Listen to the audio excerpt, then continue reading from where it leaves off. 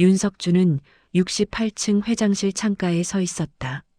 도시를 내려다보는 그의 눈빛은 예전보다 훨씬 무거웠다. 빽빽하게 세워진 빌딩들은 그의 인생을 상징하듯 강하고 단단했다. 그러나 그 단단함 속에는 세월이 남긴 상처와 후회가 여전히 자리 잡고 있었다. 누구보다 성공을 이루었지만 그 성공의 이면에는 비워진 자리도 많았다. 나이 들어서야 비로소 그 빈자리들이 크게 느껴졌다. 그때 회장실 문이 조용히 열렸다. 아들 윤세연이었다. 한때 어린아이 같던 모습은 사라지고 이제는 어엿한 성인이 되어 아버지를 바라보고 있었다. 하지만 오늘 그의 눈빛은 평소와 달랐다. 망설임과 결심, 그리고 걱정이 함께 섞인 얼굴이었다. 아버지, 드릴 말씀이 있습니다. 석주는 천천히 고개를 돌렸다. 그래, 말해보거라. 세연은 손에 쥔 휴대폰을 꽉 잡고 있었다. 결혼 허락받고 싶습니다. 석준의 눈이 살짝 떨렸다. 누군데? 정아린. 은희권 아동복지센터에서 상담사로 일합니다. 그 순간 회장실에 정적이 흘렀다. 석준의 표정이 천천히 굳어갔다. 보육시설, 상담사, 화려하지 않은 직업, 안정적이지 않은 환경, 그리고 가문, 배경, 재력. 그가 평생 중요하게 여겨왔던 조건이 하나도 없는 여자. 세연아. 그의 목소리는 낮고 단단했다. 우리 집안에는 그 정도 배경의 여자를 들릴 순 없다. 하지만 세연은 주저하지 않았다. 아버지, 저는 아버지처럼 후회하며 살고 싶지 않습니다. 그 말 한마디가 석준의 가슴에 깊게 꽂혔다. 그 말은 단순한 반박이 아니라 그의 지난 인생의 한 부분을 정확히 겨냥하고 있었다. 40년 전, 그 역시 사랑한 사람이 있었다. 그리고 그 사랑을 지키지 못했다. 가문의 반대, 사업의 압박, 체면, 상속, 장래.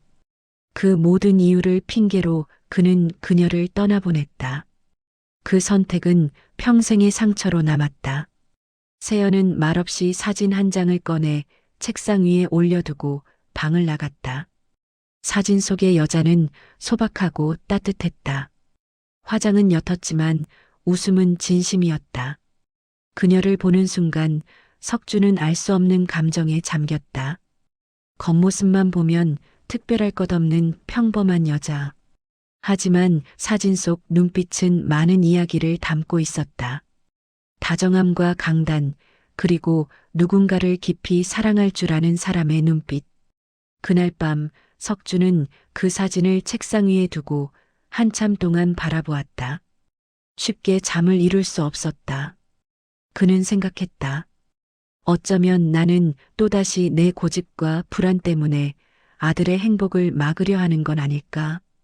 하지만 아버지로서, 한 사람의 인생을 책임지는 사람으로서 쉽게 결정을 내릴 수도 없었다. 결국 그는 스스로 판단하기로 했다. 사진 한 장으로 판단하지 않고 직접 만나보고 느끼고 싶었다. 며칠 뒤 그는 다락방 문을 열었다. 오래된 서류 상자들이 쌓여 있는 공간 한편에 낡은 트렁크가 있었다. 열자마자 오래된 코트가 드러났다. 30년 전 입었던 이미 형태가 흐릿해진 낡은 코트였다. 그 코트를 손에 들었을 때 마치 잊고 있던 젊은 시절의 감정들이 함께 손끝에 스며오는 듯했다. 그는 천천히 코트를 입고 거울 앞에 섰다. 비싼 정장을 걸친 회장은 사라지고 배낭 하나 둘러매고 돌아다니는 듯한 평범한 노인이 서 있었다. 그는 수십 년 만에 버스를 탔다. 흔들리는 차창 너머로 도시를 바라보았다. 그토록 심혈을 기울여 세운 도시였지만 정작 그 속을 살아가는 사람들의 삶은 제대로 본 적이 없었다. 버스는 은희관 앞에서 멈췄다. 그는 벤치에 앉아 일부러 기침을 했다. 누군가 다가올 때까지 조용히 기다렸다. 그러나 대부분의 사람들은 바쁘게 지나갔고 그를 한번 쳐다보고 그냥 지나쳤다. 그때 조용한 목소리가 들렸다.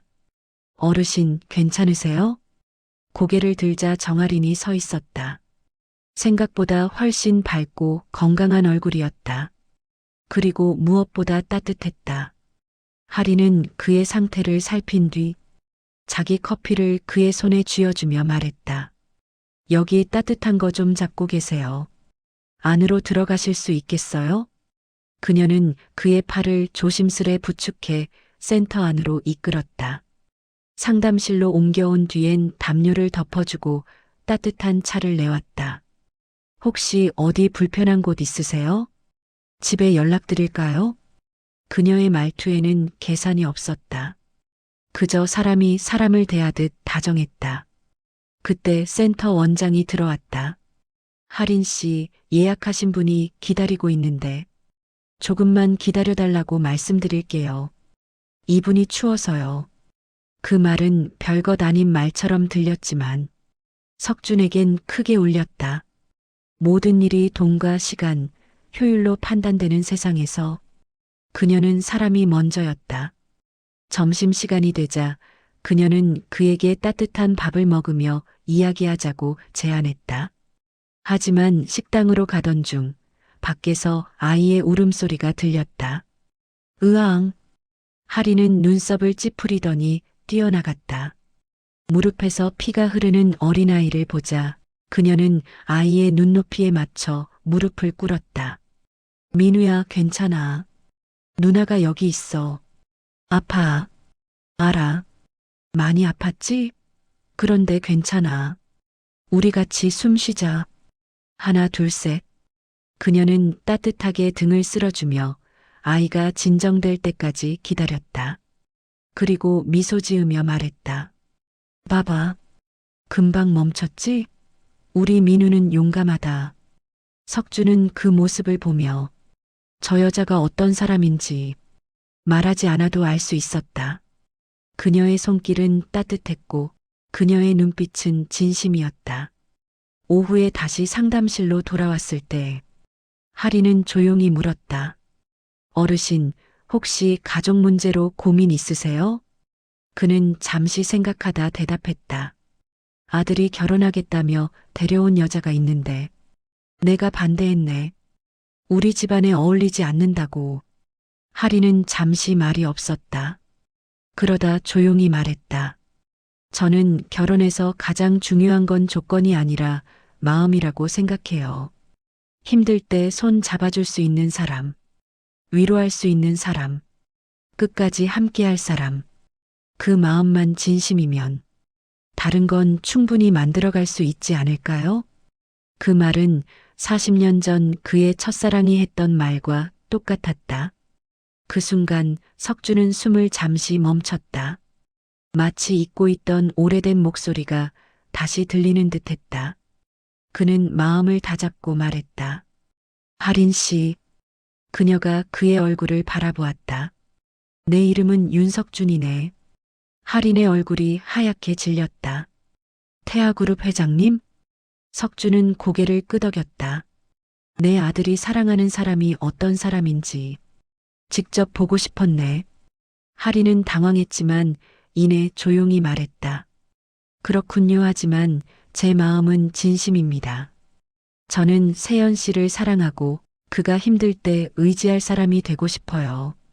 제가 가진 건 많지 않지만 마음만은 누구보다 진심입니다. 석주는 그녀를 바라보다가 마침내 고개를 끄덕였다. 집으로 돌아온 석주는 한참 동안 창밖을 바라보았다. 그리고 깊은 숨을 내쉰 뒤 아들에게 전화를 걸었다. 세연아, 내 아버지. 하린 씨 좋은 사람이더구나. 전화기 너머에서 세연의 숨소리가 흔들렸다. 아버지 허락하시는 건가요? 그래. 결혼해라. 그리고 나처럼 후회하며 살지 마라. 잠시 침묵이 흐르더니 작은 흐느낌이 들렸다. 석주는 눈을 감았다. 마치 무거운 짐이 내려가는 듯했다. 3달 후 은희권의 작은 정원에서 결혼식이 열렸다. 비싼 호텔도 화려한 예식장도 아니었지만 누구보다 따뜻한 결혼식이었다. 아이들은 꽃잎을 뿌렸고 직원들은 환하게 웃고 있었다. 석주는 세연의 손을 할인에게 건네며 말했다. 행복하게 살아라. 그리고 이 녀석을 잘 부탁한다. 할인은 눈물에 젖은 눈으로 고개를 끄덕였다. 그날 석주는 오랜 세월의 후회가 비로소 녹아내리는 것을 느꼈다. 마치 오랜 겨울 끝에서 따뜻한 봄 햇살이 비추는 것처럼 마음이 편안해졌다. 결국 그는 깨달았다. 사람을 지키는 것은 조건이 아니라 마음이라는 것을, 그리고 그 마음을 놓치면 평생 후회한다는 것을. 그날 이후로 석주는 더 이상 과거에 묶여 살지 않았다. 아들의 웃음, 며느리의 따뜻한 마음, 그리고 자신이 다시 찾은 평온함. 그 모든 것이 늦게나마 다시 찾아온 선물이 되어 주었다. 그는 오래된 사진을 꺼내 들었다. 젊은 시절 떠나보낸 첫사랑의 얼굴. 사진 속 그녀에게 조용히 말했다. 미안하다. 그리고 고맙다. 내가 이제라도 배웠으니. 그날 밤 석주는 오랜만에 깊고 편안한 잠에 들었다.